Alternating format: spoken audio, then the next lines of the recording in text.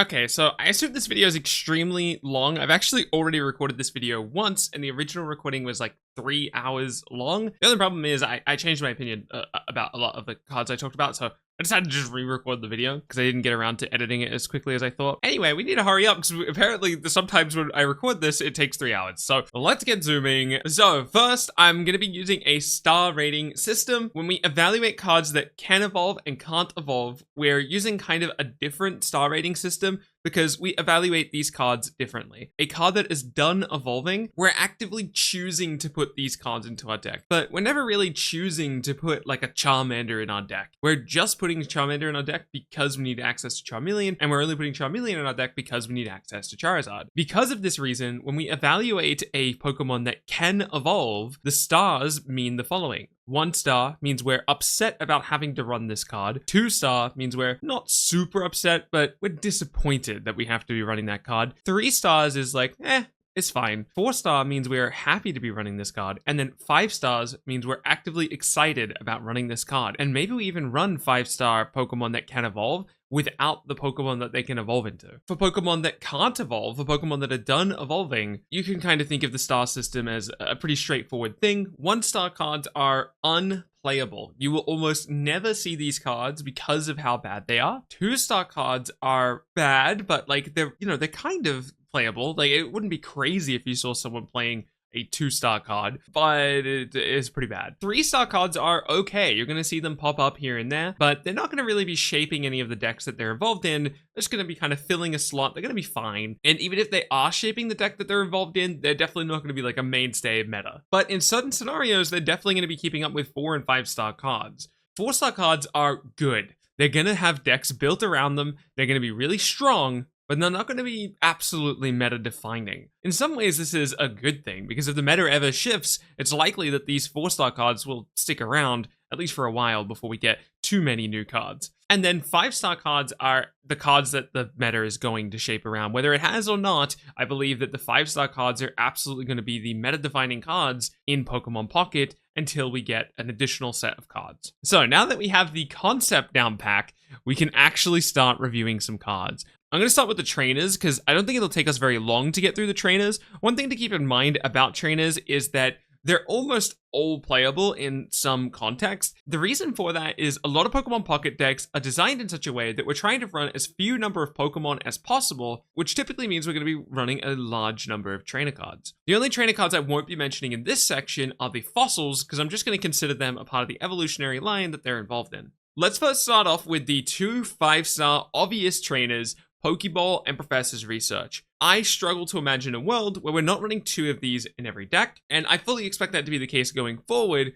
There may be incredibly niche decks or incredibly rare decks that don't want to run 2 copies of Pokeball, but at the very least, Professor's Research should be appearing in absolutely every Pokemon Pocket deck, and that'll probably be the case going forward for, well, forever, unless they straight up power creep the card. And even if they do end up power creeping the card, you probably just run Professor's Oak and whatever the new power crept version of the card is. So expect to see Professor's Research or Professor Oak for forever. Now we're just going to go in no particular order. Red card is an extremely skill testing card. You need to be paying really close attention to get the maximum amount of value from this card. And keep in mind that when we evaluate any card, we're always evaluating it from the hands of the best player. Because if we think about a card like Red Card, an experienced player, or I mean this in the most friendly way possible, a bad player using Red Card is not going to get anywhere near as much value out of it as a really experienced player who's paying attention to the game state. The better read you have on your opponent's current hand,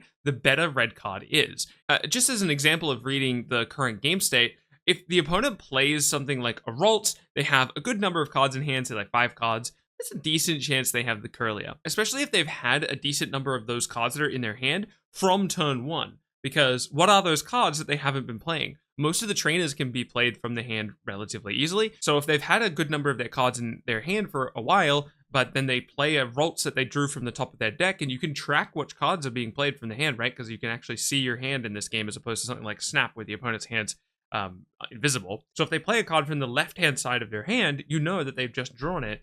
And if they do that with, like, say something like a Ralts, but they've been carrying a decent number of cards for a while, you know Red Card's probably going to disrupt them relatively regularly there, because, well, it's likely that the reason they're holding those cards is because they are a combination of, say, something like Curlier and Gardevoir. So you can disrupt their evolution line by playing red card, but in order to even evaluate that decision, you need to have been paying attention pretty decently to the game state. Even in an experienced player's hand, and even in the best player's hand, having 2 red card in a single deck can be a little awkward. I think red card's going to end up being one of in a lot of decks.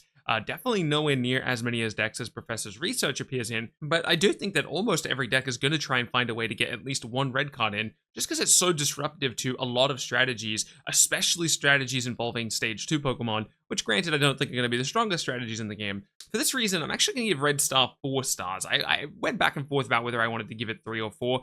I landed on 4. I think that's a good spot for red card. Pokédex is awful, but it will see play, okay? I can't give it 1 stars for unplayable because we've already seen one decently competitive deck abuse the fact that Pokédex exists. I've talked about the Zapdos AT&T deck before, but basically the long and short of it is that that deck is running as many as trainers as possible to maximize the odds, or sorry, not to maximize the odds, to guarantee that they'll draw Zapdos as their starting Pokemon, and then their Pokeball can only find the other Zapdos. To be able to do that, they need to run 18 trainer cards. And if Pokédex wasn't in the game, they would have to run a dead card, like one of the fossils, that doesn't do anything for them. They would just run the fossil just to run the fossil. So having Pokédex that actually has some amount of function is better than having nothing. So while in the future, I think that this will be a 1-star card just for Genetic Apex, I think Pokédex is a 2-star card because it does serve decent function in a relatively competitive deck.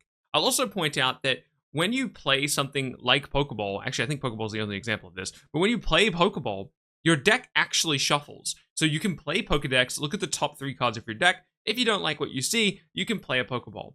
This typically only works in, say, something like Zapdos AT&T, because in Zapdos AT&T, you only ever need to play 1 Pokeball to find your second Zapdos, and your other Pokeball is, well, for lack of a better phrase, useless. So you can get some utility out of your second Pokeball by playing Pokédex first. If you don't like what you see, you can just Pokeball, even though there's nothing in your deck to draw, just to shuffle your deck. So yes, Pokédex is bad, but I don't think it's quite unplayable, even at the highest levels of the game, just because certain decks are going to want to run 2 Pokemon and 18 trainers, and Pokédex is a fine 18th trainer. Handscope kind of falls into a similar area as Pokédex. Not quite, because I do think there's a little bit more functionality in Handscope, especially among less experienced players. We talked about how red card's a bit of a skill check. A worse player is going to get a lot less value out of red card than a better player will. And for that reason, Handscope can feel a bit weak in the experienced player's hand. An experienced player should already have a decent idea of what's in the opponent's hand. Not like, you shouldn't be able to list out the exact cards 1 for 1, but you should get a rough idea based on the way that the game's playing out. Like, for example, let's say the opponent leads with Charmander and Sizzlipede on their bench. They don't have Moltres in their hand, right? We know that, because they would have led with Moltres. But as a non-experienced player, Handscope can tell you when to red card and when not to red card. And similar to Pokédex, just being a trainer in and itself gives you some amount of value.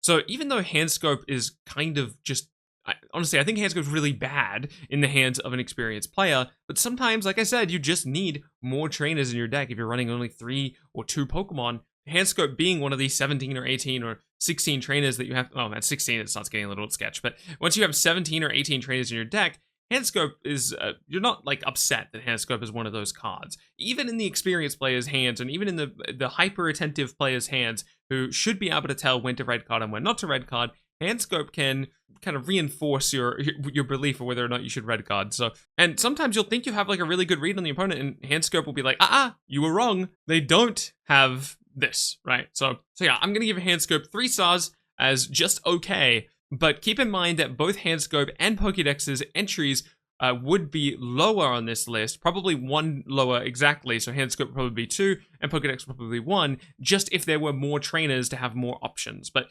because our options are so limited, these are a little bit better, just because we need to run, 16 or 18 trainers in some decks. X-Speed is extremely powerful, especially on Pokemon that only have a 1-cost retreat. It's effectively just retreat a Pokemon for free, and even on Pokemon with more expensive retreats, X-Speed helps us get out a little bit easier. So often it's the case that I'll Moltres, I'll use Inferno Dance, I don't want to commit the other energy to get Moltres out of the active slot, but X-Speed can do it for me. Not to mention all the times that it can be used for free to cycle Moltres into the active slot.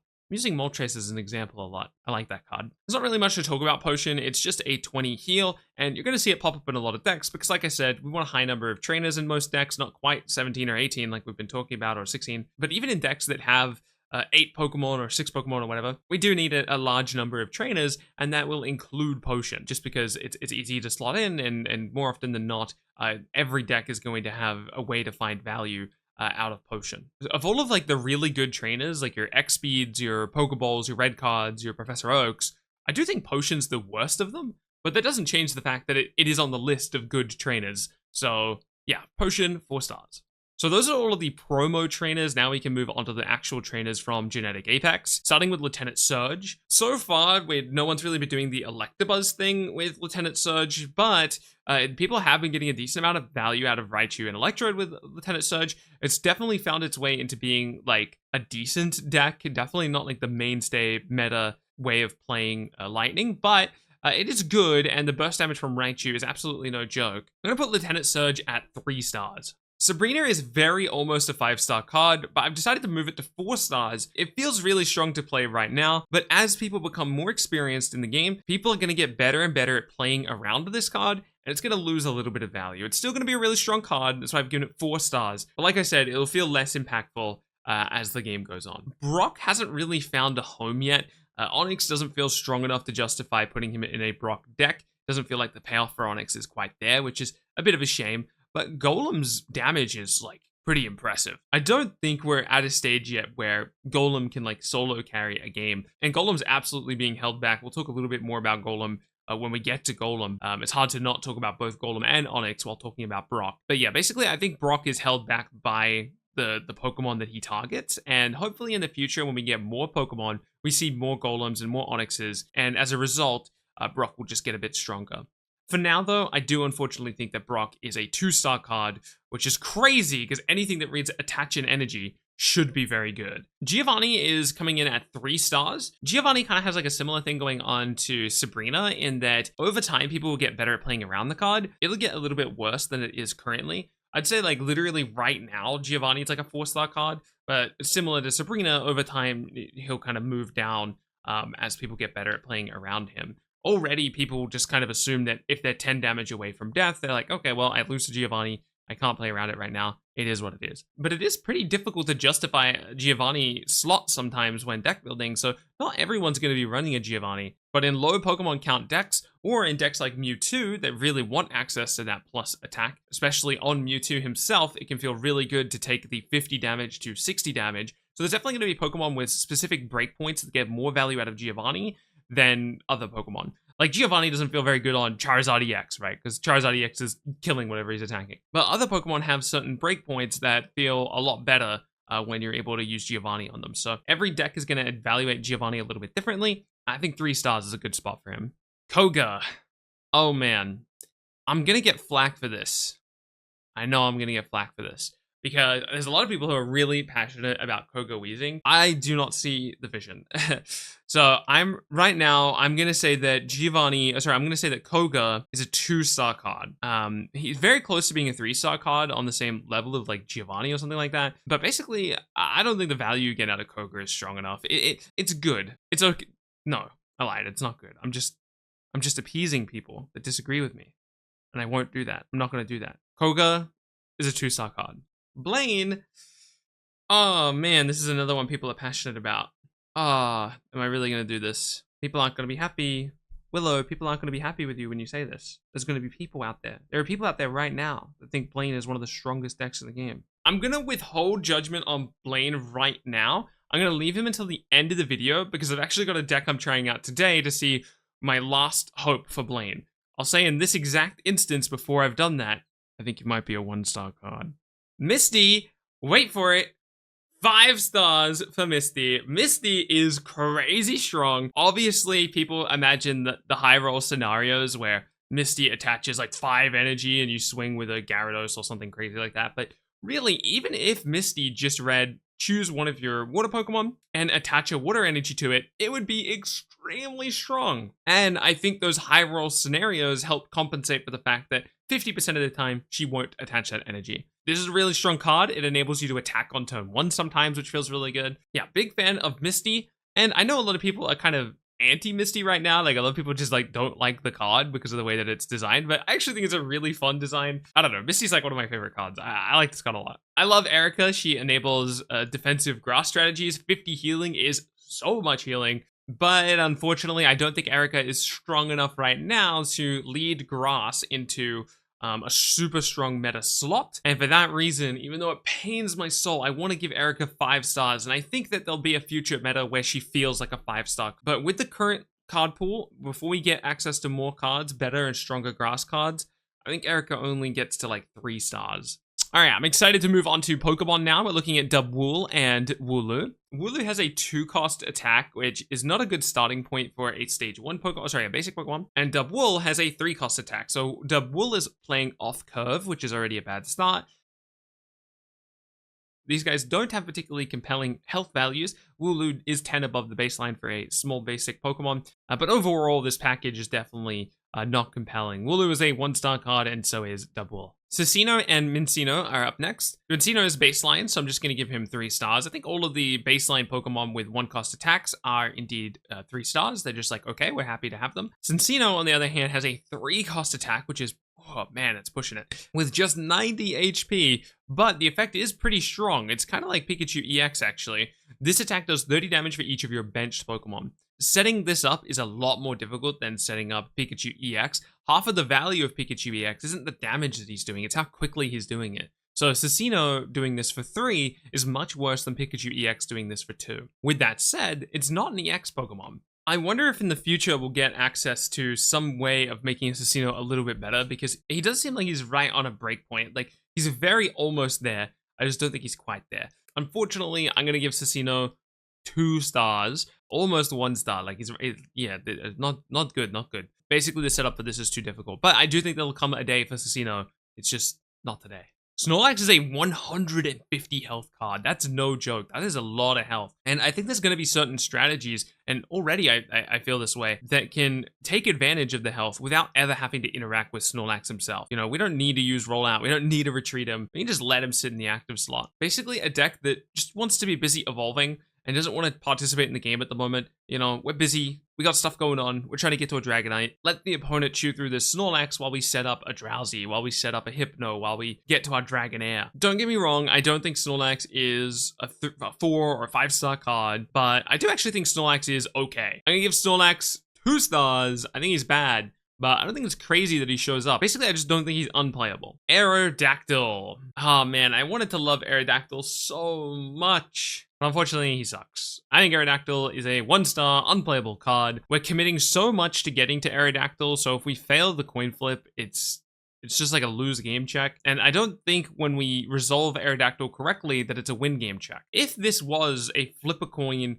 win the game or lose the game, Aerodactyl would be good. The problem is the payoff isn't strong enough that we're just winning the game off of it. And for a 2-cost attack on a stage 1 Pokemon, a stage 1 Pokemon that needs to be running Old Amber as well, and keep in mind, Old Amber doesn't count as a basic Pokemon, which means we can't Pokeball to find this Old Amber. We're not guaranteed to have this Old Amber in our opening hand like we are with other basic Pokemon. We have to naturally and honestly draw Old Amber, which makes it less consistent than a standard basic Pokemon or a standard stage 1 Pokemon. I think Aerodactyl is unfortunately a 1-star, and Old Amber is a 2-star.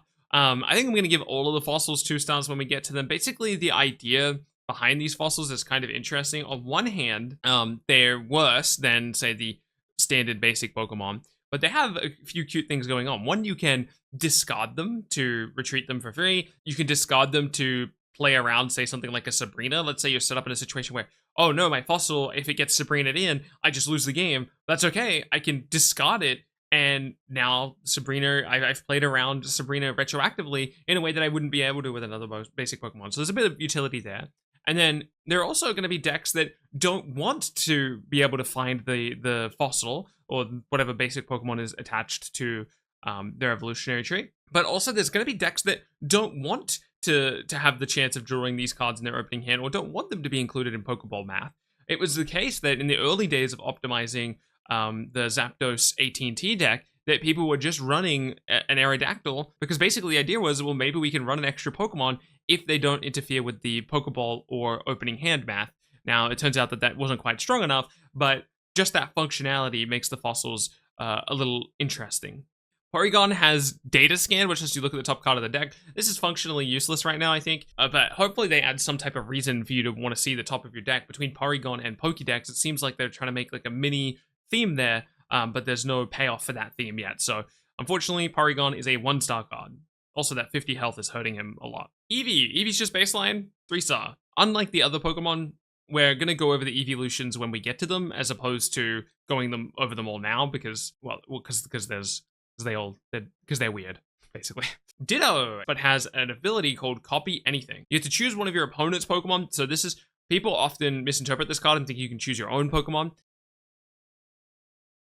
And then another thing people often misinterpret about this card is that the ability that you choose, you need to be able to pay the exact colors for that as well. So you couldn't copy, say, like a Zapdos and then attach like 3 water energy to Ditto. You would actually need the lightning energy, which means Ditto is basically useless outside of mirror matches, or maybe if you're running like a full colorless deck, you could splash in a bunch of different energy and just hope you find a deck that matches that energy. Yeah, honestly, Ditto's kind of weird. I do think he has some utility in mirror matches, so I'm not going to quite put him at 1-star. I'll put him at 2 stars though. He'll be like an interesting tech option maybe. Tauros. Honestly, the math on Tauros isn't awful. 100 health, 50 damage attack. It's basically like Magma, which I don't think is playable. We'll get the Magma in shortly. But he has 20 extra health, and he can be used in any deck. I actually think the Tauros might be better than Kangaskhan. It only has a 2-cost retreat as well. Honestly, isn't Tauros kind of good? I mean, it's the 2-cost requirement. Why is no one playing this card? I feel like the math is pretty good here. I feel like the math is mathing out. Especially in a world where we run Giovanni as well. Interesting. Okay, well, don't tell anyone, but I think this card's kind of good. I'll give Tauros 2 stars. Not unplayable. Kangaskhan. Kangaskhan has performed worse than I thought he would. Like, on paper, Kangaskhan's math is really good, but I don't think he gets there in the long run. I think we're going to give Kangaskhan 2 stars. It's a low commitment 1-cost attack, which was a part of the reason we thought the card was going to be so strong before release, but I think in practice, there's a bit more of a commitment to this card than there seems on face value. The commitment is including an additional basic Pokemon in our deck. So Kangaskhan ends up messing with our Pokeballs, and it ends up messing with our opening hand math. And I think that hurts Kangaskhan. So yeah, 2 stars, 2 stars. Chansey, I don't think the math is mathing on Chansey. I don't think she's any good. Unfortunately, 1-star card. She's just a bit too slow to keep up with the fast-paced environment that is Pokemon Pocket. Lickitung! Oh my god, Lickitung has infinite damage. This card has actually performed better than I thought she would, and I already thought she would perform pretty decently, okay? I don't think she's, I don't think she's like a 5 or 4-star card. I think there's an argument for her to be a 3-star card, but I'm gonna hedge my bet here. Oh, am I? No, I'm not such a coward. God, I want to put this at 3 stars. I want to put it at 3 stars. Let me put it at 3 stars. Nah, I'm going to put it at 2 stars. I'm a coward. I'm going to leave it at 2 stars. It's bad. But it's so close. It's so close. It's just so close. It's so close. I swear it's so close. It's so close. Doduo and Dodrio. Doduo is baseline, so we give him 3. Dodrio is interesting. I don't think he's good. I know a lot of people have been trying Dodrio. Basically, the idea is that he has a 0-cost retreat, which is an interesting piece of utility. But I think the stats on him are just too weak to ever justify the deck slot. We have to run Doduo to get him there. You know? Yeah, it feels bad, man. I don't know. 2 stars. I find it difficult to imagine an optimized list running Dodrio just for his free retreat. It would have to be like an aggressive deck. Oh, man. Wait, do I want to give it 3? No. We're moving on. Farfetch'd. Farfetch'd is a 3-star card. 40 damage for a Pokemon that's basic is pretty decent. 60 health leaves it vulnerable to a lot of the early game threats in the game. So it's not like Farfetch'd is just supposed to get you there in the long run, but Farfetch'd is an interesting check in the game for decks like Articuno and Starmie, or decks like Zapdos 18 Trainer, where the goal of those decks is to start the game off as strong as possible. Farfetch'd can immediately start swinging at that big EX Pokemon that they're starting the game with, and there's not much they can do about it. They just have to sit there and take 40, 80, 120 before they can do their big Blizzard or their big Thundering Hurricane. Oh my god, I just remembered both of those moves on the top of my head without even looking at the cards. Holy. Yeah, Farfetch'd he's good. Okay, 3 stars. I will say it's really difficult to justify a deck slot for Farfetch'd, but there's definitely going to be decks that can get away with it. the decks that try to abuse the basic EX system are kind of kept in check a little bit just because of Farfetch'd. Shout out Farfetch'd. Persian line, 90 health is a bit awkward. On a coin flip, we discard a random energy from the opponent's, we discard a random card from the opponent's hand. Oh, I was confusing this with Firo for a second.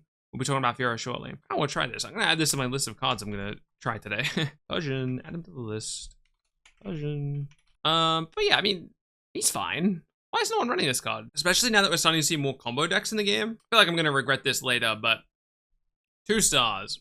Meowth is, on the other hand, a really strong card. Again, remember that we're evaluating these cards from the perspective of how happy we are to run them because we're running the other card, not how happy we are to run them just on their own. Meowth is an example of a card that you very well might run on its own just because it draws a card. Now, the unfortunate thing about Meowth is that he's messing with your Pokeball and opening hand math, so I think it's really hard to justify putting Meowth in a lot of decks, but you're definitely happy to be running Meowth if you're already running Persian. Like, if you want to run Persian, holy, are you happy to be running Meowth. And the fact that he's potentially good on his own as well. I don't think he's quite as good as people say on his own.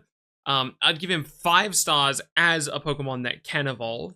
As a Pokemon that can't evolve, if we just wanted to evaluate Meowth on his own, I think he's probably like a 2 or 3 star card. But we're not going to go into that much detail with Pokemon that can or cannot evolve because, holy, this is already going to be a long video. The Wigglytuff line. We have 2 Wigglytuffs to go over. Wigglytuff EX, Wigglytuff, and then obviously Jigglypuff. Unfortunately, Jigglypuff has a 2-cost attack, so this is already off to not a good start for my girl Jigglypuff here. We're going to give her 1 star. We're pretty upset that she has a 2-cost attack, but we do know in the future there's going to be a better Jigglypuff. You can watch my video on leaked cards if you want to see more about that. The standard version of Wigglytuff has 100 health for a 60 damage attack, 2-cost. Yeah, I don't think that's very good. Unfortunately, Wigglytuff is going to be a 1 star, and Wigglytuff EX is also going to be a 1 star. This is the worst EX in the game, in my opinion. I've done a lot of thinking about this, but basically the way that the math works out isn't very compelling. If we're using this to close out the game, maybe it's interesting, but Wigglytuff can't sit in the active zone for very long. Let's say, for example, we put Wigglytuff EX out,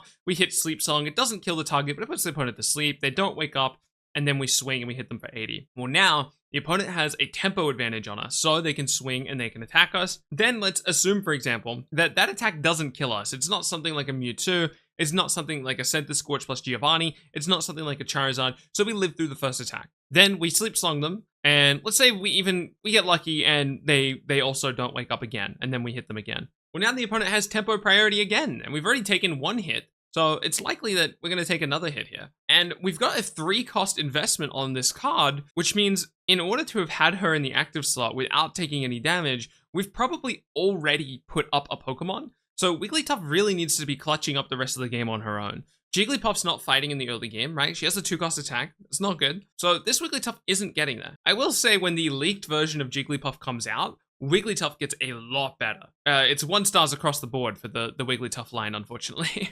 That leaked version of Jigglypuff, though, oh my god, that's going to be good.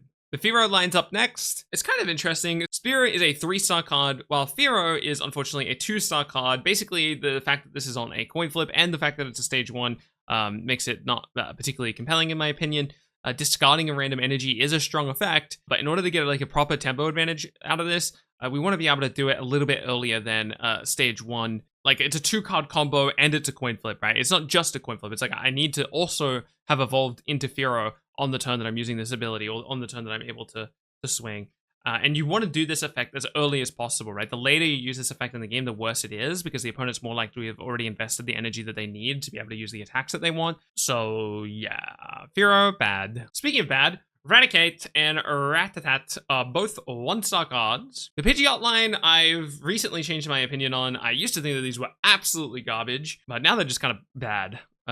Instead of being garbage. At least that's, my opinion. We're here for my opinion, right? I may as well not sugarcoat it. Pidgey is a 2-star card. Pidgeotto is a 3-star card. And Pidgeot, oh man, how mean do I want to be? I don't want to be too mean, because, no, I do want to be kind of mean. It is a 2-star card. I don't think he's good. Dragonite, oh my god, I love Dragonite.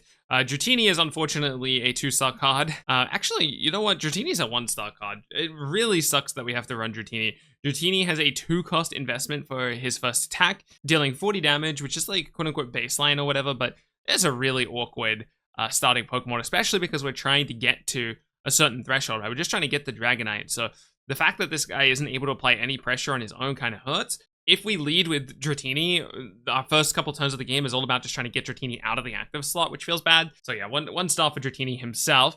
Dragonair, on the other hand, oh my god, this Dragonair card is actually, like, the stats kind of mathing out. It's pretty good. Tail Smack hits for 80. That's a good amount of damage right there. Still has the 1-cost retreat, 100 health. We're not complaining. We're not complaining. This is not bad. Not bad. This is a 4-star card. Like, obviously, we wouldn't run this on its own, but it's a Pokemon that evolves, so we evaluate it a bit different. I think we're pretty happy that we have Dragonair. A 4-star card. Dragonite. Oh my god, Dragonite. Speak to me, baby. Dragonite is a 4-star card. Really, really good card. Really fun card to use. Holy Dragonite. I love Dragonite so much. Probably one of my favorite cards in Genetic Apex so far. Melmetal and Meltan. We're starting off with Meltan being a 5-star card. This attack is really, really good. Unfortunately, if we ever run Metal and Meltan, it has to be in a full metal deck because we want to start the game with Meltan and we want to guarantee that he'll be able to use a mass as soon as possible. So unfortunately, this does have to be an all-in metal deck. But yes, Meltan's effect is really strong. Melmetal, on the other hand, I don't think is worth the payoff. Melmetal is a 2-star card, maybe a 1-star. Do I want to be mean? Oh, I don't want to be mean. We'll give it 2 stars. The Bishop line has decent math, actually. 30 damage for Ponyard is not bad. Actually, it's good. 4 stars. Bishop's 70 damage is a decent amount of damage. It's only a 40 damage bump over Ponyard, though. The problem is Metal is, like, really unplayable right now because we don't have a good. The card pool is too weak. So, and we have to run Metal in order to run Bishop because it has a 2-cost Metal attack. So it's either going to be like Metal Colorless or just like not Bishop. I feel like if we end up getting like an aggressive Metal deck in the future, this will be like a good part of it. The card pool we have right now for it is bad. Like Bishop, I think it's good, but we're evaluating everything within the meta that we're going to have in Genetic Apex before we get any additional cards. And with that in mind, Bishop is a 1-star card, but I think he'll get there in the future. I think we'll use Bishop once we have more metal cards. We just don't have the package for it yet. I've gone back and forth on Mawile. When I originally evaluated Mawile, I was like, whoa, this is really good. You know, it's Fearow for 1. It's good, right? But in order to get value out of Mawile, we need to be going first. If we're going second, it kind of sucks because we attach our metal energy, we swing for 20. There's no way we're getting value, so we're not removing energy. I mean, maybe the opponent mistied on turn 1, but like excluding that niche interaction, we're not getting Mawile out of any value out of our Mawile going second because they weren't allowed to attach an energy on their turn. So really, it only works if the opponent goes second. They get the first attachment of the game. They swing with an attack, so Mawile's taking some damage. Then Mawile has to attach and then swing with Crunch. Then she has to land the 50-50, and then they can just attach again and swing again. I will say she does fill a gap if the opponent leads with a Pokemon that has more than, like, say, like a 1-cost attack. They have a 2-cost attack or a 3-cost attack, and we go and we go first. Mawile can get value that way and kind of just shut down the Pokemon in front of her if she lands all of her coin flips. But we had to say so many ifs in there that there's no way that Mawile is good in this current environment. Maybe she finds a way in the future, but I don't think she's going to get there either in the short term or the long term. I think Mawile is a 1-star card. Weezing, we talked about this a little bit with Koga, but I think Weezing's a lot worse than people think he is. I will say he has a really low energy cost commitment. So if you ever wanted to run a card that needed a lot of energy attached to it, say something like a Lickitung that we went over earlier, the Weezing package is pretty good because we only need to put 1 energy on Weezing, and some people don't even try to put energy on Weezing at all.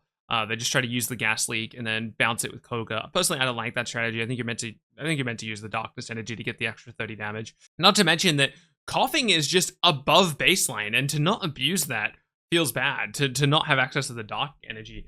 But for people who don't know, the baseline for a small basic Pokemon, so a basic Pokemon that evolves, is 60 HP, 20 damage attack, 1 cost, and 1 cost retreat. Coughing is just strictly above that at 70 HP and still having the rest of the baseline. So Coughing is I'm actually gonna put Coughing at, I was gonna say I'll put it at 4, but yeah, I will put it at 4. Coughing's at 4. We're really happy to be running Coughing. Yeah, his stats are good. And then Weezing, oh man, where are we putting Weezing, huh? Where are we putting Weezing? I'll put it at 3. It's okay. Man, I really wanted to put it at 2. But we'll leave it at 3. Man, I see a lot of people doubt Muck. I'm not really sure why, though. Grimer, Muck each have pretty good stats. Grimer, in particular, has really, really good stats. Applying poison, 70 HP. Now, the 3-cost retreat. I'm going to put Grimer at 3 stars. His stats are so good, and his attack is so good, but the 3-cost retreat really be hurting him. If we lead with Grimer and we don't have the Muck, or we don't have the setup for it, it feels pretty bad. Especially if we don't have the Muck to get him out of the active slot. Yeah, Grimer's a little awkward. Muck has access to a huge amount of burst damage, 120 burst damage, and 120 burst damage that's a little bit misleading too. It's more than 120 burst damage, right? Because for them to be poisoned, right, they've already taken at least 10 damage from the poison, assuming you didn't do something like Wheezing, Gas Leak, and then bounce it with Koga and then push the Muck that turn, right? But so assuming that they've had poison, they've taken their 10 damage, Venoshock swings for 120, and then also because the target is poisoned, they're going to be taking another 10 damage. So you can kind of think of Venoshock as like 120 to 140 damage depending on when the poison was applied, and that's pretty good. That's one-shotting a lot of stuff, and even the things that's not one-shotting, hey, they're poisoned. They're going to take a little bit more damage. You know, we can try to stall out the game until they die. Yeah, I think Muck's kind of good. I think he's worse than Wheezing. Man, 3 stars. It's close though. We're gonna just talk about all of the Nidos here because they all belong in the same deck, right?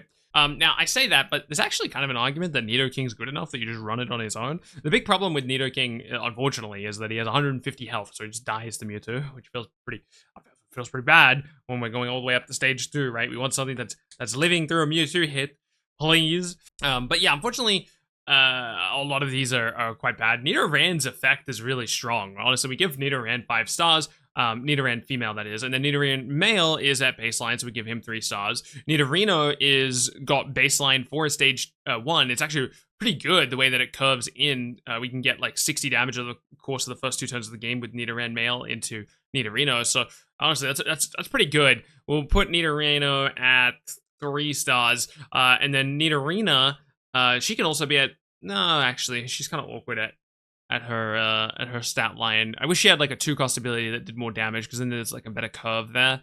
Yeah, we'll put Nidorina at like, no, you know what, it's fine. 3 stars. And then Nidoking's at like 2 stars, and Nidoqueen is at 2. Man, no, wait, they're all just so, it's just so bad. Oh man, it's so bad. The problem is the deck is so uncohesive and so random. We'll put Nidoqueen at 1 and Nidoking at 2.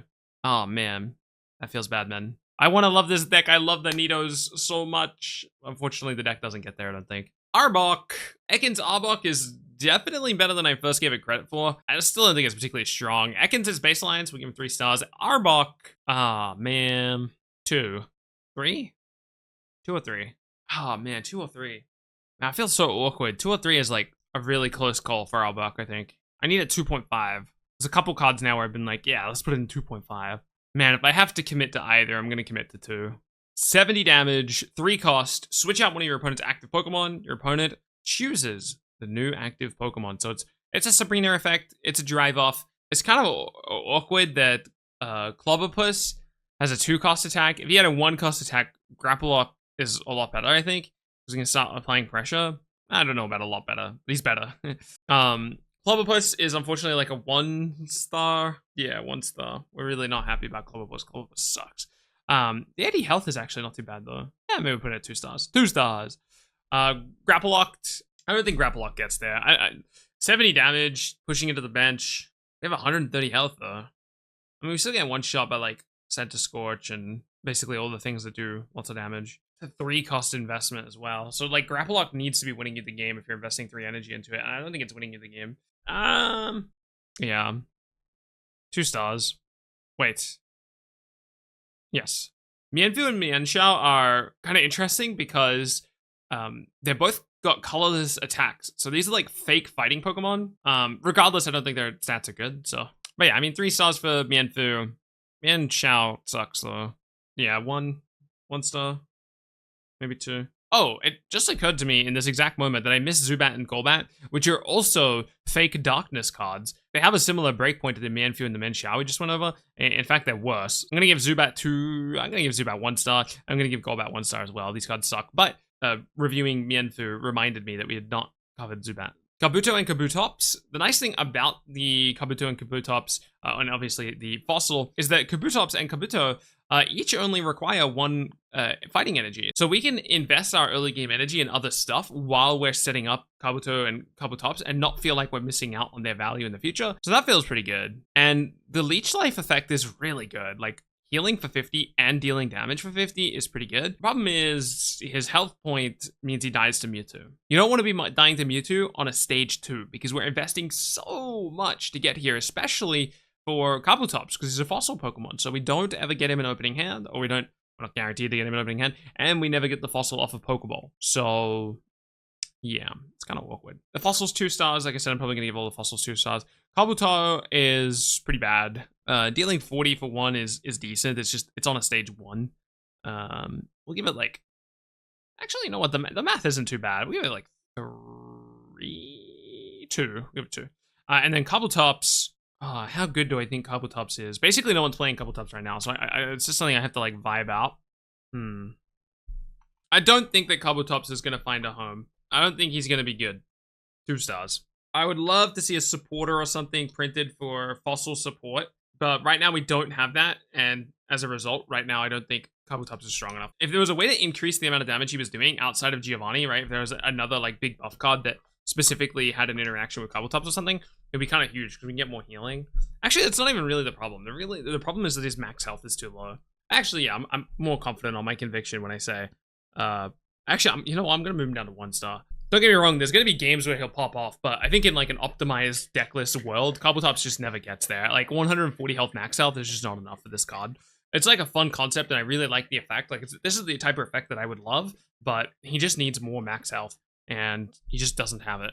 Rhydon and Rhyhorn, way too expensive. 1 star for each. Hitmonchan and Hitmonlee. Hitmonchan's a little bit worse than Hitmonlee, but Hitmonlee is like okay. We're gonna give him 3 stars. Do I want to give him 2? Hitmonchan's probably 2. Man, they're both 2 stars. It's really hard to justify a deck slot for either of these. Hitmonlee needs a fighting energy, so he can't be included in, say, something like the water decks that want to be dealing bench damage or anything like that. Yeah, it's just kind of an awkward card right now, I think. I know a lot of people are really high on Hitmonlee though, so maybe I'm doubting too much, but I just think it's really hard to justify the deck slot. Marowak. We have 2 Marowaks to choose from here. The standard version of Marowak I think is bad. We can go ahead and give him 1.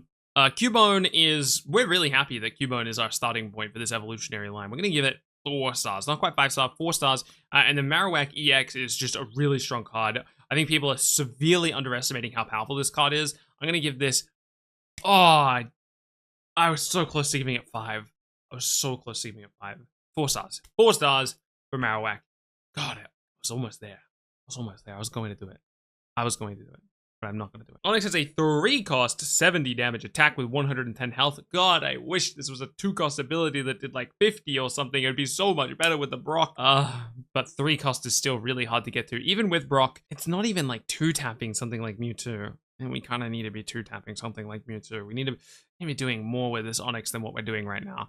Man, if this was 80...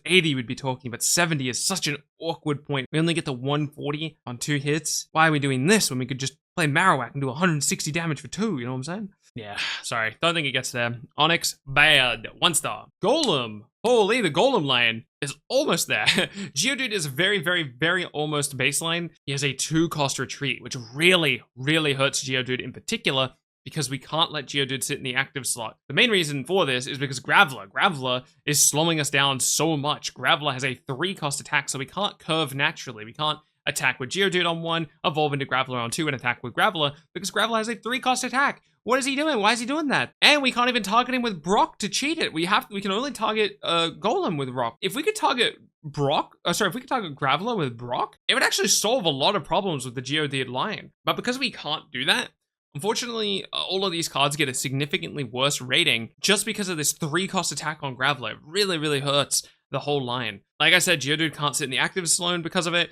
and obviously he gets slowed down as a result, and then obviously Golem gets slowed down as a result of that. We have to build him up on the bench. So Geodude, it sucks when we lead with him.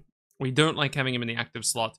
We're going to give Geodude a 2-star rating, Graveler a 1-star rating because of how disruptive he is to the rest of our line, and Golem, man, Golem on his own is so almost good, but he's weighed down so much by his line. His basic and his stage 1 suck so much, but the 150 damage is so impactful, especially when we can ramp out this effect with Brock.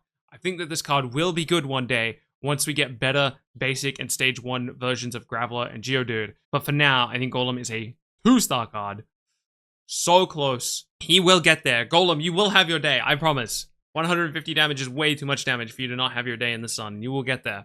The Machamp line. Machamp is basically baseline. He does have the 2-cost retreat like we just talked about with Geodude. I think it's a bit better on Machamp. The reason for that is because Machamp's actively happy to be fighting in the active slot. He's happy to swing for 20 on turn 1. When he evolves into Machoke, he's happy to swing for 50. And then when he evolves into Machamp, he's happy to swing for either 120 or 100. So I'm going to put Machamp at the baseline rating of 3 stars. Machoke can also be 3 stars. I think we're pretty happy that Machoke is where he's at. And Machamp EX. Unfortunately, I don't think these are big enough payoffs. I think Machamp EX is like a 2-star card, and then Machamp non-EX is a 1-star card. With that said, I actually haven't played much with Machamp EX, so I could also just be totally wrong. That's my vibe. Mankey and Primeape. Man, this is another example of a card that gets better once the data mine cards come out, because there's a better Mankey coming. But baseline Mankey's fine. We can put it at 3 stars. Primeape kind of sucks. Primeape's bad until we get the data mined Mankey. I'm not gonna lie, the data mined Mankey is just way better than this other Mankey. So yeah, unfortunately Primeape's in kind of an awkward slot until we get that Mankey. But for now, Primeape will be a 1-star card, but he's gonna get there. He's going to get there. Dugtrio! Oh my god, this Dugtrio card is awesome. Diglett is unfortunately at 50 health, which makes him a bit more vulnerable than we would like him to be. So he's going to be a 2-star card. But Dugtrio, oh my god, Dugtrio, holy, look at this guy, man. 50% of the time he just lives. Holy. Yeah, I mean, this guy's an absolute unit. I love this guy. This guy's awesome. We're going to give him 4... Oh, man. 4 stars, 4 stars. Sandshrew and Sandslash. They have pretty compelling stats. The bad thing is that Sandshrew only deals 10 damage. So Sandshrew is like 2. Sandslash is like 2. They're 2. Starting off with Golem and Golem. Golem is a super high energy investment, which means we're never, ever wanting them to be in the active slot. And when he is in the active slot, it costs us 3 to get him out of there. He's holding back the line a lot. Golem is a 1-star card. If I had 0-star, I would give it to him. Man, this card sucks. Golem, on the other hand, holy, look at this guy. Holy, 4 cost, so a big investment, but 4 cost, flip 2 coins. This attack does 100 damage for each head. This deals Charizard damage. This is Charizard damage. Has anyone noticed that this is Charizard damage? Now, only 25% of the time. 25% of the time for Charizard damage ain't bad, okay? If it wasn't for Golem being as weak as he is, the second we get a good Golem, I'm going back to this Golem, okay? The second we got a playable Golem, we're talking. This Golem is so almost good. But for now, he's a 2-star card. The Woobat line is bad. 1 star for Woobat. Swoobat. I mean, Swoobat's just getting weighed down by Woobat. So, 1 star. The God of War line. Holy. Ralts sucks. Curlier sucks. 1 star for Ralts. Curlier is a... No, Curlier is also bad. 1 star.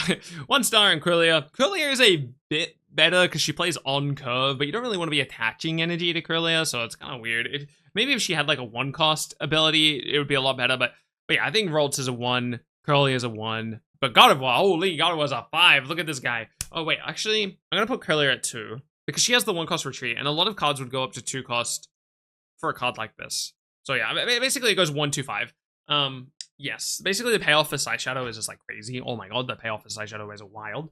Yeah, God of War is super playable. She's not even an EX. Feels good, man. Mewtwo EX does 150 damage. It's a 5-star card. End of story. I mean, obviously God of War enables Mewtwo to be able to do what he wants to do, but even outside of the God of War interaction, I think Mewtwo would be pretty good. But because of the interaction with God of War, he's a 5-star card. This card is crazy, holy. Mewtwo Standard, honestly, this card sucks. I've tried thinking about making this card work, but it just doesn't get there. Mewtwo EX is just so much better. There's not even a world where like, oh, you know, maybe it's a single prize deck or whatever, but the 120 damage is just too low. Like, compare this to Centiskorch, right? I mean, granted, Centiskorch is a stage 1 Pokemon, so you have to like evolve something for it, but we don't mind evolving something that we have to commit 4 energy to, right? It's not like a big deal because surely we'll find the evolution before we get 4 energy on the card. So in a lot of ways, I think this card's just like worse Centiskorch. Sorry, Mewtwo Standard, you suck. 1 star. Jinx is almost playable. I think Jinx's biggest problem is 80 health. I will say if you're going to have low health, 80 is like a good break point. A lot of things are dealing like 60 or 50 damage, and then Giovanni doesn't get them there. so they're gonna have to two swing into you a lot of times. But if they have like a decent damage attack, like in the mid stages of the game, you know, they're gonna be getting you. So Jinx really needs to be used as like a blow up nuke. Like you throw her in, she like kills something that she shouldn't be able to, but because they have a lot of energy attached, she gets a lot of tempo advantage off of that. So it's kind of like a weird like matchup dependent thing, and then also just like situation dependent thing. Honestly, I don't like Jinx just because she takes up a deck slot and makes Pokeball math weird. So I'll put Jinx at like, man, I feel like I'm putting like everything at 2 stars. I don't want to put her. I don't think she's. The problem is she's just not a 3-star card. I mean, she's definitely not a 1-star card. So therefore, she's a 2-star card. This reminds a similar breakpoint as Jinx, you know, similar stats, but he's dealing 30 and then taking 20 less damage as a result. This is worse than Jinx. It's a 1-star card. You're always running Jinx before you run Mr. Mime. Drowsy Hypno. Holy, people are underestimating this card. Oh my god, people are underestimating cards. Every time I play this card, everyone's just like, wow, you know, you're high rolling or whatever. It's such cope, man. This card is just good. I mean, yes, it's only a 25% chance for the opponent to quote unquote skip their turn. If we resolve all of our Hypnos a total of 4 times, it's expected value that they skip a turn. And we only need them to skip like 1 turn for the Dragonite deck, right? And then all of a sudden, we get to our combo, you know? We're always 1 turn away from our combo. And sometimes we do high roll. Maybe sometimes they skip even more turns than 1. Drowsy and Hypno? I mean, Drowsy sucks. Drowsy's pretty bad, guys. 2-cost retreat, not good. Actually, you know what? Drowsy is a 2-star. Maybe even a 1-star, okay? I'm gonna leave him at 2 just because he's got 70 health, which means he doesn't die to like a bunch of stuff. Hypno, on the other hand, is a 3-star card. Look at this guy, man. He's a unit. Oh my god, I want to put him at 4 stars, but you guys won't let me. I know you won't let me. I know you won't let me. We've got the whole Gengar line, and I actually like most of this line. This is pretty cool. Ghastly is baseline, so 3 stars. Haunter's got pretty decent stats, and actually the leaked Haunter, I think, is even better. Well, Haunter at 3 stars. Gengar Standard, I think, is better than Gengar EX. I know a lot of people are running Gengar EX, but I think there's a world where you just run regular Gengar. Regular. Look at this guy. He's pretty good. Swings for 50, he's got 130 health, he only gives up 1 prize, and he shuts down supporters in the exact same way that Gengar EX does. Honestly, when you compare the 2 cards, it's kind of embarrassing. I don't think Gengar's EX is remotely as good as Gengar Standard, just mathematically speaking. Now, it's possible that the 40 health is just worth giving up the second prize card, but just when you run the math here, you need to invest 3 energy onto Gengar EX before he can start attacking, and he needs to be in the active slot for him to use his ability anyway, and we could just be using Bother, which will do the same thing as the ability that you get from Gengar EX. So, like I said, really, the only big upside of Gengar EX is the additional burst damage that we get for using a 3-cost attack as opposed to a 1-cost attack. But if damage is what we're looking for, we should be playing Mewtwo. If we're trying to shut down supporters, standard Gengar is a little bit more appealing. We only have to put 1 energy on this guy. We can let him sit in the active zone and start putting energy on whatever else we're running in our deck. Seems like a better upside. And we can shut down those supporters just the exact same way that we would be with Gengar EX. I'm going to put Gengar EX at 2 stars and Gengar Standard at 3. Slowbro line is mathematically disappointing. I'm just going to leave them both at 1 stars. I mean, there's an argument Slowbro should be at 2. But I'm just going to leave them both at 1 stars. Holy, the Alakazam line goes hard. It's unfortunate that Kadabra has like a 3-cost attack because ideally we'd want to go 1, 2, 3. But there's a decent amount of burst damage on Kadabra's effect. And there's a decent number of times where I felt like I'm just able to push Kadabra to kill something off. And then next, because I don't have the Alakazam in hand or something, and then I do draw the Alakazam the following turn, it's like, okay, holy, now we're cooking. Abra's teleport ability is really strong. Abra's going to be 3 stars. Kadabra is going to be 2. And then Alakazam is going to be... Is it 3 or 4? 3 or 4? Is it 3 or 4? Yeah, I'll put him at 4. I think he's good. Clefairy, Clefable, these are both 1, unfortunately. These are both 1. Nah, man. Oh, wait, sorry. Clefairy can't be 1, because she's baseline. I don't know what I'm yapping about right now. Clefairy's 3. Clefable, man, we never run Clefable, do we? She's just, oh man, she's just bad. Maybe I should try her in the Alakazam deck, actually. Maybe it's just Clefairy, Clefable. Really makes you think. Really makes you think. I'll put her at 2 for now. I could see myself changing my mind on that in the future. Leave her at 2 for now. Pinkerton's definitely worse than I thought he was. But you just need a certain number of lightning bodies for lightning decks. The Heliolisk line is interesting. First of all, Heliolisk has double colorless, so Heliolisk doesn't just have to be in lightning decks. I mean, obviously, Helioptile? I don't know how to pronounce that Pokemon's name, but obviously he requires a lightning energy where Heliolisk doesn't. So there's like a weird thing going on there. The basic Pokemon is baseline, so it's just 3. Heliolisk, I don't think it gets there very often. Man, the math is kind of good though. The math kind of be mathin'. Man, I'm gonna put him at 2. I'll put him at 2. The Electros line, oh man, the Electros line is awkward. Dynamo is probably 1 or 2. I'll leave him at 2. Electrike is probably 3? 3.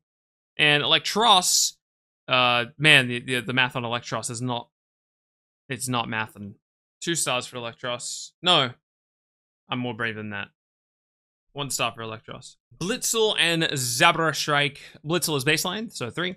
Zebra Strike is relatively low commitment for this type of bench damage, but does Electric really need access to it? It's nice for shutting down, say, something like a Dragonite deck that wants to just put, like, something big or something that can stall out the game in the active slot and then just kind of juice up their Dratini in the background. You can kind of start putting spot damage on it, which can make a pretty decent difference, I think. I'll put it at 3.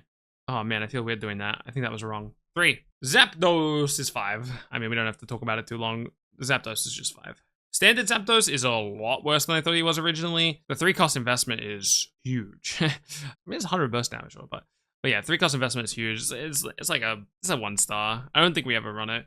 Jolteon. I love Jolteon. He has a couple anti-synergy things going on with Lightning that make him a little bit awkward. Like, Pikachu EX wants Lightning bodies on the bench, but obviously if you're running Eevee, it's a normal body, or a colorless body, I should say. It has, like, weird anti-synergy stuff there, and then also it's really hard to run, like, Voltorb, Magnemite, Jolteon, Raichu, Pikachu, all in the same day. Like, it's just a lot. It's just a lot. I mean, the effect is really strong. I think it'll see play in something. I don't know what it is yet, though. I'm giving it 3 stars. This is probably the one I'm taking the biggest risk on, because I have no idea what it's supposed to go in, but I feel like it'll see play somewhere. Like, the effect is so strong. It's just so, it's like a mini Zapdos. It's so strong. Electabuzz is a basic lightning Pokemon, so off to a good start. 3 stars. Honestly, it's only 3 stars because of Pikachu EX. The card sucks, but we just want lightning basic Pokemon, so. Voltorb Electrode. This is gaming. I didn't like this at first. I thought it was bait, but I've definitely come around to it. The biggest upside to Electrode is that he's got a free retreat, so you can do, like, kind of weird tempo plays with it, but also he's got 70 damage on a 2-cost attack. That's not bad. Like, that's not too far off of Pikachu EX. Like, it's obviously not Pikachu EX, but it's not too far away. He's got the free retreat. He has synergy with Lieutenant Surge. Like, Electrode just has so much going for him. Electrode is a 4-star card, and Voltorb is a 3-star. Magnemite and Magneton. Magnemite is a 3-star, and Magneton is probably also a 3-star. Pikachu X is a 4-star card. Wait, is he 5? 5? One check. Damn, I wanna give it 5. I wanna give it 5. I'm not gonna give it 5. Pikachu and the Raichu. Yeah, these are pretty good. I'll probably just put Raichu at 3, Pikachu at 3. I don't think that they're, like, meta breaking or anything like that, but they're pretty good. Frostmoth and Snom. I love these guys so much. Snom is unfortunately a very bad card at 1 star. Only dealing 1 damage, dying to 50. Not good, not good, not good. Frostmoth, on the other hand, oh my god. There's just scenarios where Frostmoth just wins the game. You put him in the active slot and you just start swinging, and then the opponent does nothing. The opponent can't do anything about it. He's just sad. He's just taking damage.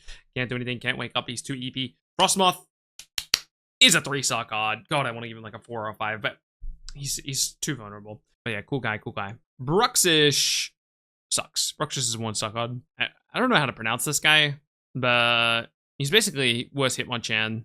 2 stars. The Greninja line. Guys, it sucks.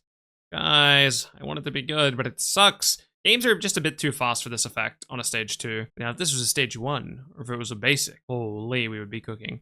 Froakie, Frogadier, Greninja. Froakie is below baseline, so it's 2 stars. Frogadier is actually pretty decent for what you get out of it. It's basically Haunter, so 3 stars. And then Greninja, yeah, the payoff isn't there, I don't think. I don't think it's worth it. You, like, build your whole deck around this effect, and then it doesn't win the game. That's the problem. Stage 2 cards need to be winning the game, and I don't think Greninja's doing that. So Greninja is unfortunately a 2-star card. Ducklet and Swanna have too high of energy investments to be able to get value out of them. Ducklet is a 1-star. Swanna is also a 1-star. Articuno EX is a 5-star card. Absolutely crazy card in combination with Misty.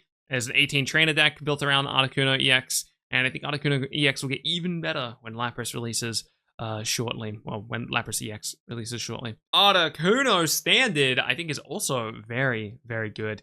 I'm actually going to put this at 3, though. Yeah, 3 stars, I think, is a good spot for Articuno. Omnistar line. Everyone's been talking about the Omnistar line recently. But whatever I gave Kabuto, I'd give to Omnimite. The Fossil's 2 stars. Omnistar, everyone's been talking about this, man. I've been seeing so many people trying to convince me this is good, but I don't think it is good. Stage 2 cards, like I said, need to be winning the game, especially Fossil Stage 2 cards, because you don't have the benefit of the Pokeball math or the opening hand math. 140 health is surviving a lot of things. I mean, it dies to Mewtwo, but it's surviving a lot of things. It's only dealing 70 damage for 3, and the opponent's active Pokemon, at the time of you resolving this effect, can't attack. Now, the problem with this is when the opponent evolves their Pokemon, they're considered a new Pokemon. And when the opponent retreats, they can just attack and kill Omnistar. While there is some utility here, he's not guaranteed surviving, even if he doesn't kill the target, right? Obviously, he's not guaranteed surviving if he kills the target, because then the opponent has the tempo to kind of, the priority, I should say, to jump in with whatever they've got up next to swing with to swing and attack Omnistar. But yeah, basically because he can swing and then not kill the target and then still die on a stage 2, on a Fossil stage 2, I think it's really bad. He's a 1-star. Oh, it hurts. Vaporeon! Look at him. He's so cute. Yeah, I don't think the effect quite gets there. It's nice that this is a Misty card, right? It's a water card, so we can Misty it. So that feels good. But basically, I think that the game's a bit too fast for Vaporeon. If it had more base health, we'd be chilling. If this had like heal 20 and did 10 less damage and had like 160 health, ooh, we'd be talking. Oh, we would be talking. But we're not talking. I think Vaporeon is a 2-star card. Lapras. Lapras is a lot worse than I thought she was on face value. 3 extra water energy is so hard to justify, and then you only get 90 damage out of it. Compare that to Pikachu EX, he just gets 90 damage for 2. What's that about? He only has 100 health, he dies to 1 hit in Pikachu. We're not feeling it, we're not feeling it. Lapras is a 2-star card. The Gyarados line, Magikarp's a 1-star, obviously. Gyarados, no, I'm not gonna be a coward. Gyarados is also a 1-star card. Basically, the forecast investment is way too high, even in a world with Misty, right? You shouldn't be aiming for Misty to give you like a million energy. He dies to Mewtwo. Basically, for the amount of energy we're investing to this card, it needs to be winning the game. And the effect that you get with this isn't a big enough payoff, especially because if we've taken 4 turns to get to 4 water energy, or even if we hit with Misty 50% of the time, right? So we hit Misty, we got an extra energy out of this, so we've committed 3 turns and a supporter card to be able to get to Hyper Beam. That means our opponent has also committed 3 turns to build up whatever they're building up. Is our guaranteed discarding of random energy really making the difference there? I don't think it is. I think they're going to already have had the time to build up their energy in the vast majority of cases. Sure, you'll be able to punish people in niche scenarios and you'll get ahead as a result of investing in your Gyarados, and sometimes you'll high roll with Misty, but that deck is just not going to be consistent enough to be winning games compared to what other people are doing with their cards. So, unfortunately, Gyarados is a 1-star. The Starmie line, Starmie EX is really good, 5 stars, has a free retreat, hits for 90, is pretty good. Star U is like a 2-star card, 50 health, kind of sucks. And then Starmie, the regular Starmie sucks. That's like a 2-star. Seaking and Goldeen. Goldeen is below baseline, 2-star, maybe even 1-star. We'll leave it at 2. Seaking, man, Seaking sucks. I'm like trying to find an argument for it, but honestly, it's just a 1-star card. Seadra, that's a big cost investment. 3 for 50, but it can target the bench. And it can target active slot. It's kind of real. Horsey is a 3-star as well? Seadra is, what is Seadra? Seadra is a 2-star card. Kingler, holy, if you've seen my recent video, I'm a big fan of that Kingler. Look at me, king around the place. We're crabbing about right now. Krabby is unfortunately bad at like 2 stars, maybe even, Krabby's actually probably 1-star. Kingler, on the other hand, look at this guy, man. He's just sometimes dealing 160 damage with 80 on a 3 cost on his own already, with 120 health. Not bad. This guy's cooking, man. This guy's actually cooking. I'm going to give this guy 3 stars. Cloyster and Shelder. I hardly know her. Baseline, Shelder. That's 3 stars right there. Cloyster, man, that's kind of an expensive attack. Anyone else notice that? Shell Arm is pretty good. Don't get me wrong, Shell Arm is pretty good, but it doesn't help him survive. Honestly, it doesn't help him survive much. It helps him survive. What does it help him survive? It doesn't help him survive Mewtwo. It helps him survive a Center Scorch attack. Wait, no, it doesn't. Unlucky. Yeah, honestly, it's not helping him survive much. Basically, his health is too low. It sucks. 1-star. Oh my god, speaking of 1-stars, Seal and Dugong, both 1-star. Tentacruel is 3 stars, and Tentacruel, what are he doing? 50 for a poison, so it's basically a 60. 1 water, 1 colorless, 110 health. Ah man, it's kind of stinky. Kind of stinky. We have a 2. Poliwrath, Poliwag is 2, Poliwhirl is 3, and Poliwrath is pretty bad. Poliwrath wants to be sitting in the active slot for a long time, and he's not going to be able to do that very often because there's big things like Mewtwo that are one-hitting him, and he's sad. Wait, does Poliwrath need to survive? If this Pokemon is in the active slot and is damaged by an attacking opponent Pokemon, do 20 damage. Okay, hold on. He doesn't need to survive. So he can deal 100 damage to Mewtwo if he has priority. He does 100 damage to Mewtwo, leaving Mewtwo on 50, setting up for anything that deals 50 damage to kill Mewtwo. It's actually not awful. I kind of want to play with some Poliwrath. And the line isn't bad. I mean, the Poliwag is bad, but the line itself isn't awful. I'm going to leave Poliwrath at 2 for now, but keep in mind while I'm recording this, I have low conviction on that. I could see him being 3. Psyduck. Psyduck is good. We'll just give 5 stars to Psyduck. Look at this guy go. And Golduck has actually surprised me as well. I'm going to give Golduck 3. Give him 3 stars. It feels pretty good when it gets going. And the tempo you get on it's kind of crazy. 70 damage isn't bad, especially if you swung on turn 1 with Psyduck. It's kind of 80 damage, and you prevented them from using a supporter. Like, the surprise damage you get out of evolving the Golduck, it kind of goes hard sometimes. The Blastoise line. Oh, man, people aren't going to like me for this one. Squirtle is baseline, so he's 3. Wartortle is basically baseline, so he's 3. Blastoise standard is dealing 140 damage for 5. Yeah, I don't know. It's like 2 stars or something. Blastoise EX, on the other hand, oh, man. The problem is, here's the main problem, okay? If this was on its own, I'd say it's like a 3-star card. But the problem is, why in what world is it better to do this than just committing to Articuno EX from game start? Basically, it really sucks that Blastoise and Articuno are both water cards.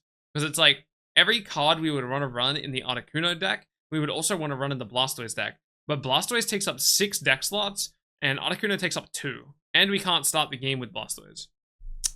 Yeah.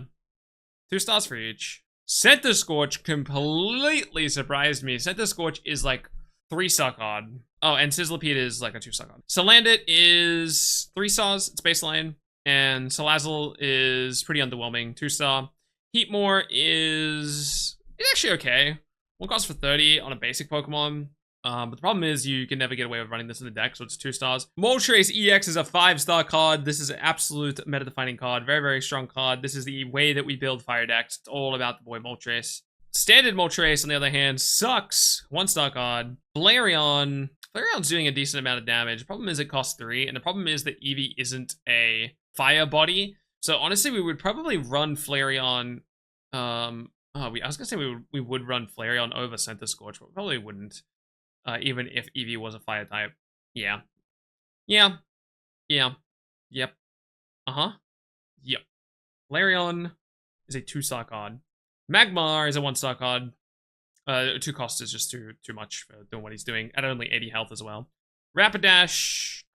Rapidash is a 2-star card. It's like maybe playable with the Blaine stuff, but I don't think you get there very often with Blaine.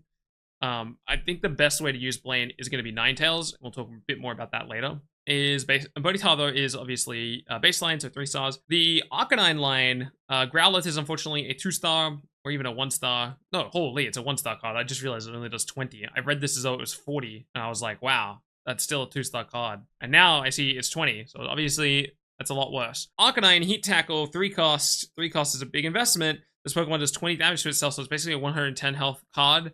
Swings for 100. It's pretty bad. That's a 2 or 1-er. It's a 1-er. Arcanine EX, 120 damage is a lot better than 100. But we give up 2 prize cards for this, and it only has 150 health, so it's basically 130 health. It dies to Centiskorch. It dies to Mewtwo. It's dying to too much. I don't like it. Get it out of here. 2-star card. Vulpix, Ninetales. Vulpix's effect is pretty decent. You can go ahead and give it like 4 stars? 3 stars? 4. I doubted this card way too much in my initial reveal. 4 stars. Ninetales is a lot of burst damage for just 2. 90 damage is kind of crazy. Yeah, Ninetales on its own is like a 3-star card. But the problem is I don't think it ever shows up in deck lists. So maybe I should just give it 2 stars. I'm trying it today in a deck, which is why I'm leaving Blaine until the end of this video. But yeah, we'll leave it there. 3 stars for now. Holy, the Charizard line goes hard. Charmander is at 4? Yeah, 4. Let's put Charmander at 4. Charmeleon is unfortunately like 1 or 2 just because he has a 3 cost, so it's like it's just awkward to curve out into. So Charmeleon is like 2, Charmander is 3. Standard Charizard is so much worse than Charizard EX because we don't have access to Slash, but it is 150 damage. Like in a world where we didn't have access to Charizard EX, we would play Charizard Standard, I think. Yeah. Charizard Standard's probably like 2 stars. Charizard EX on the other hand, holy, that's a 4-star card right there. Charizard Standard would be 3-star, but like I said, we're never running it over Charizard EX, so it gets kind of pushed out of the game. Charizard's viability is entirely reliant on Moltres though. Card's kind of unplayable without Moltres, so keep that in mind for whatever it's worth. Skiddo, man, Skiddo goes hard. 40 damage? Holy. Skiddo's like a 4-star card. Goat on the other hand sucks. Goat's like a 2 or a 1. It's a 1. I don't even know why I said a 2 or a 1. It's a 1. Lilligant. I think this card's super, super overrated. I'm seeing a lot of people play it. I think it's kind of bad. I think it's probably a 2-star card. And Petal is like also a 2-star card. Whimsicott. These Whimsicotting all over the place. Oh my god, this is a stage 1 card? Not good. Not good, not good. Cottony is like a 1-star card. Very, very bad. I mean, it's kind of saved by the fact that it's got a 1-cost attack. I mean, it's only doing 10, but at least it's a 1-cost. That's pretty bad though. 1-star. And then Whimsicott. What are we doing with Whimsicott? Hitting people for 40, you know? I mean, yeah, Whimsicott sucks. 1-star. 1-star across the board. Pinsir. Pinsir's almost playable. Wait, is Pinsir playable? No, Pinsir's almost playable. It's not quite there. I don't think. Maybe? Oh, man, it's close. Nah. 2 stars. 2 stars for Scyther as well. Tangela. Tangela's really bad. 2-cost investment, healing for 10. It's just not getting there. 1-star. Execute. We're executing right now. Executor EX is a 1-star EX Pokemon, maybe a 2-star. It's in that ballpark. Executor Standard is also really bad. I think it's a bit better than Execute EX. We have 2 stars. And Execute, the basic Pokemon, is slightly below baseline, so it's 2-star. The Bellsprout line is also pretty bad. I talked about this a little bit on stream, but basically, like, the ability Fragrance Trap is too easy to telegraph, and the payoff isn't big enough, and you lose priority when you kill off the target that you're sniping with Vine Whip. And Vine Whip is only 60 damage, so like we're only sniping basic Pokemon. And we're telling the opponent well and truly ahead of time that we're doing this, right? As soon as they see Bellsprout, they should know that we're doing this. So yeah, Bellsprout is standard, 3-star, Weeping Bell, 3-star, Victory Bell. It's just not worth the deck build around. I'll give it like 2 stars. If we ever get like a really good Victory Bell, the Weeping Bell Bellsprout line is happy. Venomoth, Venonat is at 3. That's kind of cool. Oh my god, I just realized the Venonat is on the bridge where Snorlax is sleeping, so he can't get past. That's so cute. And then Venomoth, I mean, the payoff isn't here. It's not worth it. It's like a 1-star card. Parasect, Paris is a 1-star, and Parasect's stealing 80. That's not bad. For 3. For 3 is kind of, Parasect's probably 1. I was gonna say 2, but it's 1. Oddish Gloom, Vileplume. Oddish and Gloom are within baseline, so they get 3 stars. Vileplume, what are you doing, Vileplume? Your opponent's active Pokemon is now asleep. And a 3-cost retreat. It's kind of expensive. I mean, if we have this in the active slot, we're not trying to retreat, so it's not that deep. I mean, it's pretty bad. It just dies to Mewtwo. I spend like 3 turns building this thing up, and then it just dies to Mewtwo. And then like, what else am I running in the deck, right? I need something that's, yeah, I'm sorry, this sucks. Man, it sucks. 201. It's 2.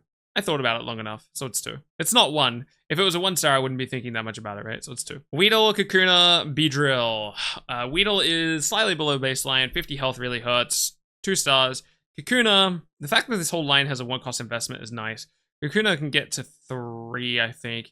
And then Beedrill, unfortunately, we're just never running Beedrill in a deck because it's like way too much of a commitment just to get access to a 1-cost 70. So it's just a 1-star, but the line is like kind of promising, right? That it's all 1-costs. Kind of cool. Butterfree, holy, I love this line. Butterfree is so almost playable, but I don't think she quite gets there. 120 health is just too low of health, and it's nice when she's on the bench, but it's like too many deck slots to get there to Butterfree. Metapod's too often like a dead card, so Metapod's like a 1-star card. The 2-cost retreat really hurts it to get out of the active slot. Butterfree herself, what is Butterfree? And then Gust is like a 3-cost attack as well. Man, Butterfree sucks. 2 stars. Caterpie is so good though. Oh my god, this guy searches out my grass Pokemon. It doesn't even have to be like Metapod or Butterfree. I could just be looking for grass Pokemon. This is so good. If you compare this to like Meowth, this is like targeted searching So good, so good, so good, so good, so good. Yeah, I mean, 5 stars. I don't even juice them up, juice them up, juice them up. 5 stars. Bulbasaur is a 1-star card. 2 cost on a basic Pokemon that evolves into a stage 1, that evolves into a stage 2 is just awful. We want to be able to curve out in tempo. Bulbasaur is not letting us do that. So more often than not, if we're attaching energy to Bulbasaur while he's in the active zone, it's because we're trying to get him the heck out of the active zone. This is a no bagus, not good. Ivysaur has a similar problem. Also a 1-star card. Venusaur, on the other hand, is starting to cook. I hate that the entirety of the standard Venusaur line, so not the EX line, the entirety of the standard Venusaur line is playing off curve. Holy, that irks me. It grinds my gears. Venusaur standard is pretty bad. In fact, that's just really bad. It does survive the hit from Mewtwo. I'm gonna give it 2-star for the sake of this video, but I should probably play more with this, like a single prize grass deck. I should try that. Venusaur EX is really good. Definitely not like meta breaking or meta shaping, but we'll give it 4 stars. All right, that was literally every single card in Pokemon Pocket Genetic Apex, with the exception of Blaine, which I am now going to go play a bunch of Blaine games with the deck that I had in mind and see how I feel about it, and I'll report back.